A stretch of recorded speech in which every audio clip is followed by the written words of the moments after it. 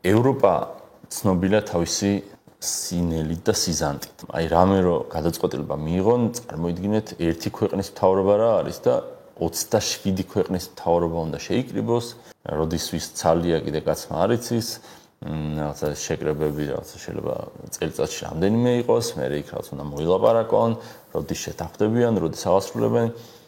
ეგეთი ძალიან ზანტი მექანიზმია ევროკავშირი. და ამის ეს სიზანტე მის მტრებს ევროკავშირის მოძულეებს და მტრებს ძალიან ესე ეფექტურად იყენებენ ხოლმე ამ სიზანტეს. მათ შორის თუნდაც ის რომ ქართულ ოცნებას არ ეშინია ევროპის არის ამ სიზანტის შედეგი, ეფექტი. და ამას თვითონ ხდებიან, რამდენჯერ ყოფილა ჩამოსულან აქ და რაღაცა რო საუბრობდით ოპოზიცია რო ხდებოდა ხოლმე ევროპელ სტუმრებს რო საუბრობდით ხოლმე ხშირად გვითქვამს რომ კი ქართულ ოცნებას აქვს იმის ფუფუნება რომ თქვენ რაღაცა ფეხზე დაგიკიდოთ, იმიტომ რომ იცის რომ აი სანამ თქვენ რამეს მოიფიქრებთ, მერე გადაწყვეტ, მერე აღასრულებთ, მერე შეთანხმდებით, მოკლედ რა.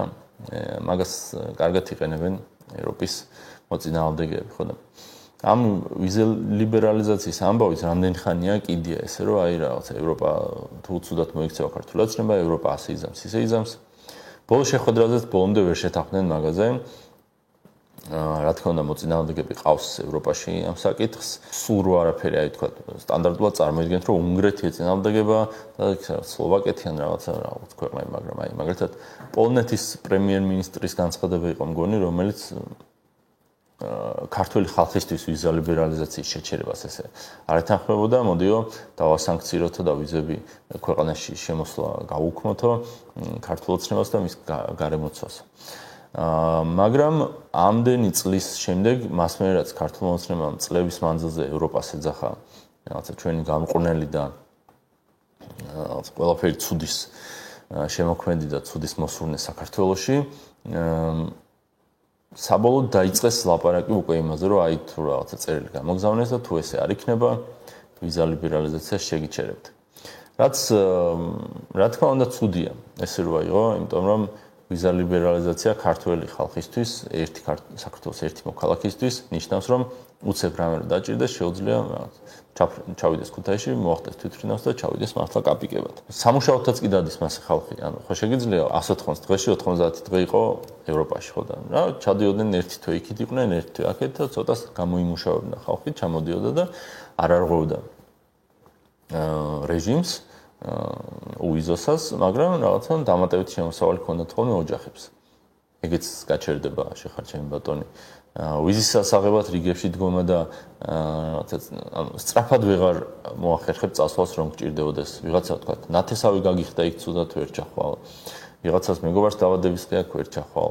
რაღაცის დასწრება გინდა რამე კონცერტზე ან რაღაცა ესე უცებ ვერ ჩახვალ. წინასწარ ყველაფერი თვეებით ადრე უნდა ქალდებით სირბილი და რაღაცები დაიწყო. ეს რა თქმა უნდა ქართულ ოცნებას დაარტყავს მათ რეიტინგს და ამას ხვდებიან. ამას ხვდებიან იმით რომ ამას დაინახავთ იმით რომ ქართული ოცნება გადასულია აი სრულიად უკონტროლო საუბარზე იმაზე რომ თურმე ვიზა ლიბერალიზაციის გაჩერება ტრაგედია არ არის ერთის მხრივ და მეორეს მხრივ ამ ვიზა ლიბერალიზაციას გვიცვლიან რაღაცა კაცების ქორწინებაში. რაც ორივე არის ტყუილი.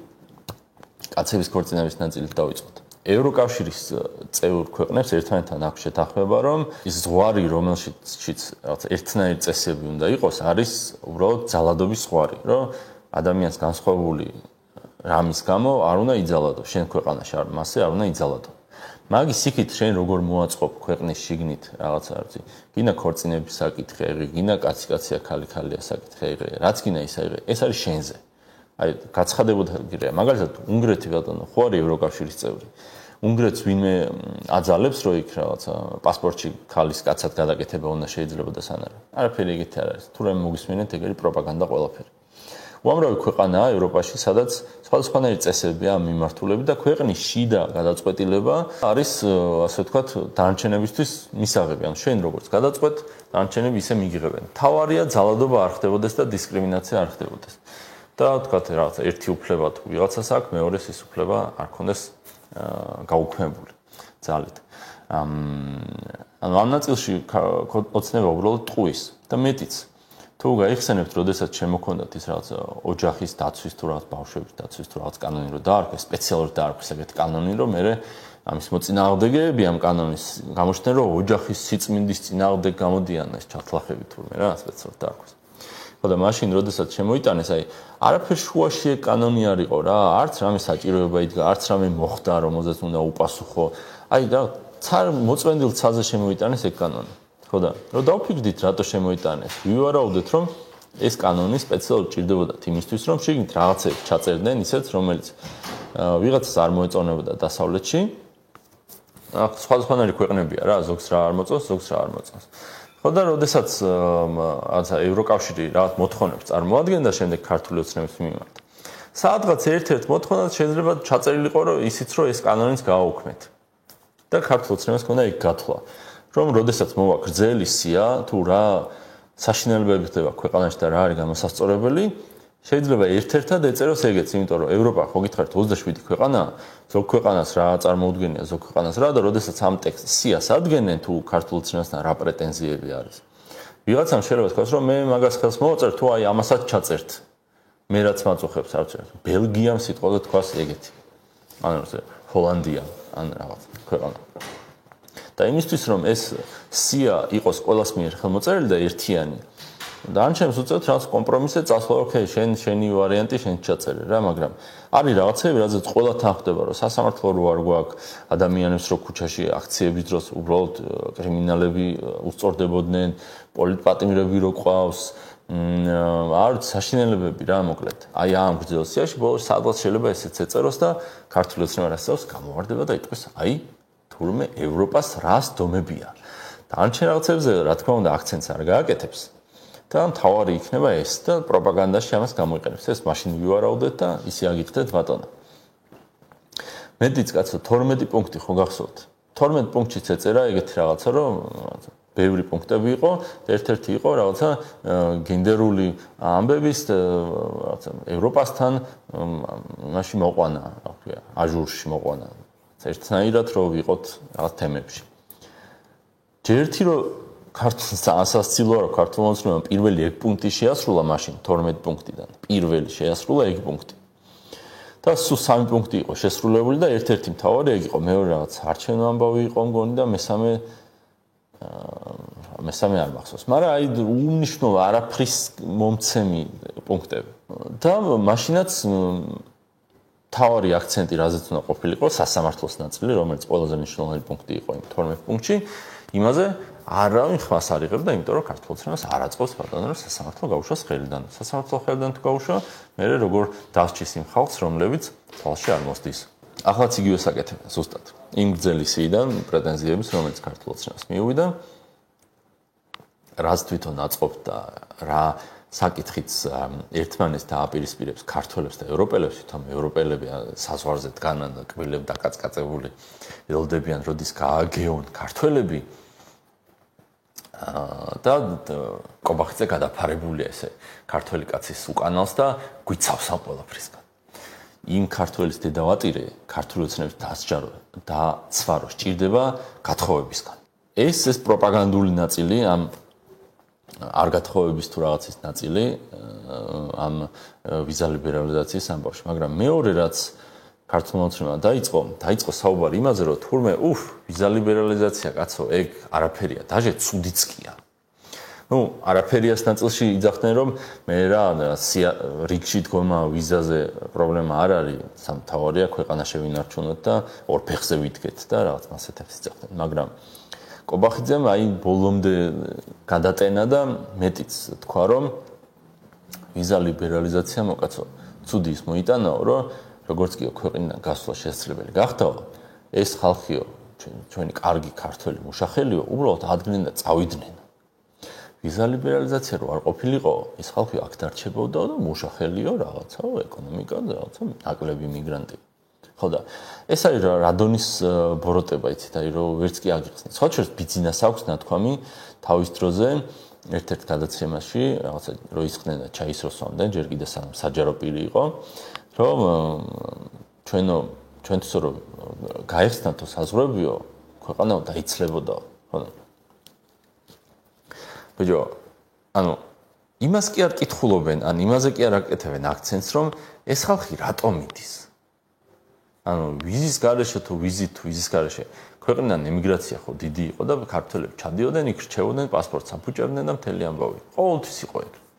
ხო და ნაცვლად იმისა, რომ ილაპარაკოს ქართულმა ოცნებამ თავის შეცდომებზე და მოუწევს ლაპარაკი იმაზე, თუ რატომ მიდის ხალხი ქვეყნიდან, უბრალოდ მექანიკურ გასვლას წარმოაჩენს როგორც ცუდს.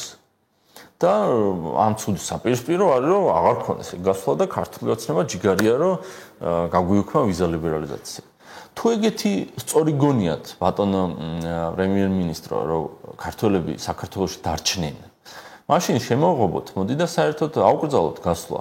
ანუ პრინციპი ხო იგივეა, რა პრობლემა იქნება, კაცო?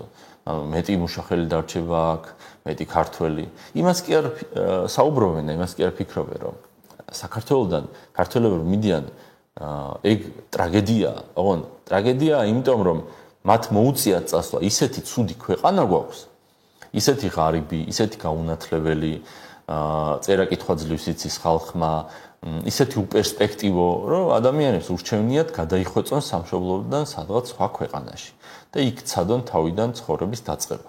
აი ამაზე ლაპარაკი რო მოუწევს იმის თქმა თუ რა ჭირი გჭირს ქართველებს, მაგრამ მაგის ნაცვლად, მაგაზე ლაპარაკის ნაცვლად უბრალოდ იღებს იმ სენტიმენტს, რომ ადამიანები როდესაც წარმოიდგენენ, რომ ქვეყნიდან წასულია ხალხი და ბევრი მიგრანტია და ეს ყველაფერი ცუდია, აი ამ თქვენ ემოციაზე თამაშობს. ნაცვლად იმისა, რომ დავფიქრდეთ და გამოვასწოროთ ის პრობლემები, რის გამოც ხალხი მიდის ქვეყნიდან. სამუშაო ხო ეგ არის.